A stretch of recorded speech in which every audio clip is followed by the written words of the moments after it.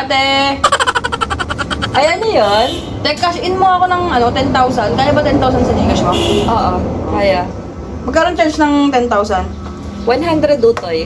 100. Ito yung number tsaka yung pangalan. Sa number ng mama mo? Oo. Magkaroon charge ng 10,000? 100 lang utoy. Di bali 10,100 lahat. Ito yung 10,000. Pabilang na lang ako, te. Tsaka ito yung charge.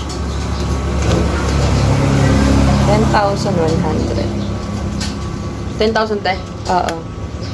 Oh, bakit, te? Check ko, syempre utoy.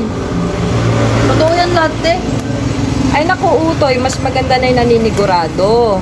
Kasi malaking pera to, 1,000 pa naman, malay mo, mapeke ako ng isa nito, di ang laking lugi na sa akin nun. Te, sigurado naman yung mga pera ko na yan.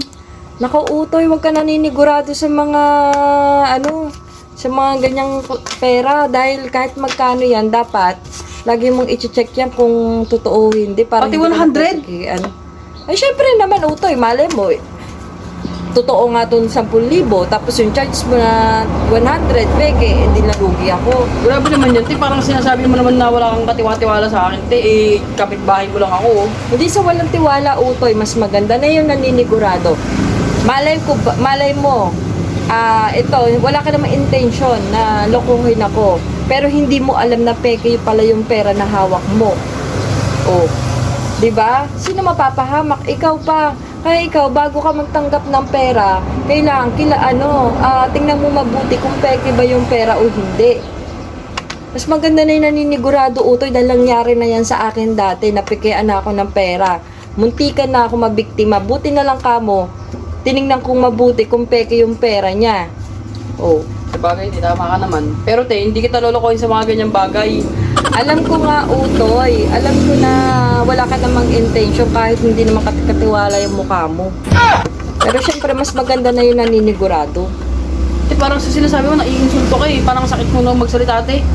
Hindi sa masakit magsalita. Send mo na, te. At kailangan na yan sa amin, te.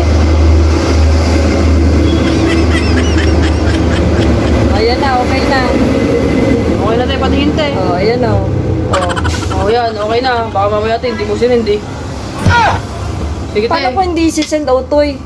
Andiyan naman na yung Okay na, te. Totoo lahat ng pera ko, ah. Oo, nandiyan na. Pero utoy, next time pag magbabayad ka din sa tindahan, kailangan, bago ka umalis sa isang tindahan, i-check mong mabuti kung nakilatis na ba nila, natingnan na nila yung pera, kung totoo hindi.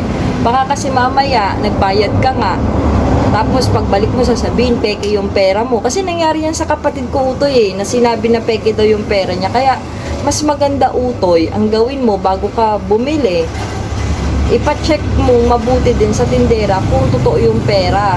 Kaysa naman mamaya, maanohan ka nila, sabihin nila na peke yung pera mo, di ba? Okay, te. Maparatang ka nila na peke yung binayad mo. Katulad nangyari sa kapatid ko nga, hindi naman niya intention na mameke ng pera, pero napagbintangan siya. O, ang pagkakamali dun din ng kapatid ko, hindi niya muna pinacheck din sa tindera kung totoo yung pera. O, katulad ngayon, kung nagbayad ka sa akin, paano kung peke yung pera na to? O, paano ko mapapatunayan sa'yo?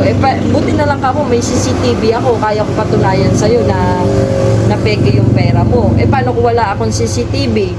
Kaya mas maganda, utoy, pag nagbabayad ka, ipapacheck mo din sa tindera. O, te, okay na ba yung pera? Okay, wala bang Ganun dapat, utoy. Hindi sa walang tiwala yun. Mas Sige maganda na, te. yan naninigurado. Oo, te. Salamat sa paalala, te. Ay, naku. Sige na.